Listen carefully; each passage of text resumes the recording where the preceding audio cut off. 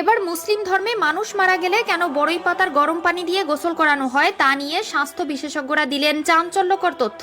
এত গাছের পাতা থাকতে কেন বড়ই গাছের পাতা ব্যবহার করা হয় জানলে অবাক হবেন আপনিও। এবার যেন ইসলাম ধর্মের এক অনন্য দৃষ্টান্ত তুলে ধরেছেন বিজ্ঞানীরা। কেন মৃত ব্যক্তিকে বড়ই পাতার গরম পানিতে গোসল করানো হয় এবং বিজ্ঞানীরা কি তথ্য দিল সেটাই জানবো আজকের আলোচনায়। প্রিয় দর্শক, আপনাদের কাছে একটি প্রশ্ন, কবরে আমাদের কয়টি প্রশ্ন করা হবে? অবশ্যই কমেন্ট করে উত্তর দিবেন আপনি যদি মুসলিম হয়ে থাকেন।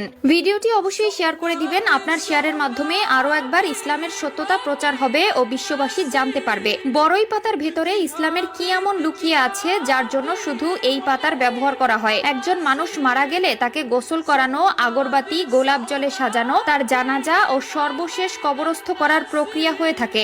এর ভেতরে মানুষের মধ্যে একটি প্রশ্ন থেকে যায়, এত গাছের পাতা থাকতে কেন ইসলাম ধর্মে বড়ই পাতার কথা বলা হয়েছে? কেন মৃত ব্যক্তিকে বড়ই পাতা দিয়ে গোসল করানো হয়? এই পাতার সাথে ইসলামের কি মিল আছে? এবার তাই প্রমাণ করতে আধুনিক বিজ্ঞান চালিয়েছে বিশেষ গবেষণা। বর্তমান আধুনিক বিজ্ঞান এই পদ্ধতির সঙ্গে একমত প্রকাশ করেছে। বিজ্ঞানীরা তাদের গবেষণায় দেখেছে বড়ই পাতায় রয়েছে বেশ কিছু অ্যান্টিসেপটিক গুণাগুণ। বড়ই পাতা পানিতে কিছুক্ষণ ভিজিয়ে রাখলে এক ধরনের আঠালো প্রাকৃতিক নির্যাস পানির সঙ্গে মিশে যায়, যা মানব শরীরকে জীবাণুমুক্ত করতে অ্যান্টিসেপটিক হিসাবে দুর্দান্ত কাজ করে। মুসলিম ব্যক্তিদের মৃত্যুর পর গোসল করিয়ে তারপর কবরে দেওয়া হয়, আর এই গোসলের সময় তাদের বড়ই পাতার পানি দেওয়া পানি দিয়ে গোসল করানো হয়। হাদিসের নির্দেশনা অনুযায়ী মৃত ব্যক্তির গোসলের পানিতে বড়ই পাতা বা কুল পাতা দেওয়া ইসলামী শরীয়ত সম্মত একটি রীতি, কেননা বড়ই পাতা পরিষ্কার পরিচ্ছন্নতার জন্য খুবই কার্যকরী। যদি বড়ই পাতা না পাওয়া যায় তবে সাবান বা এ জাতীয় কিছু ব্যবহার করাই যথেষ্ট। আর বড়ই পাতা মেশানো পানিতে গোসল করানো হলে প্রিয় নবী সাল্লাল্লাহু আলাইহি ওয়াসাল্লামের সুন্নাত আদায় করা হয়। অনেকে আবার এই রীতিকে ওয়াজিব বা আবশ্যক বলে থাকেন, তবে গোসলের পানিতে বড়ই পাতা দেওয়া ওয়াজিব নয়, বরং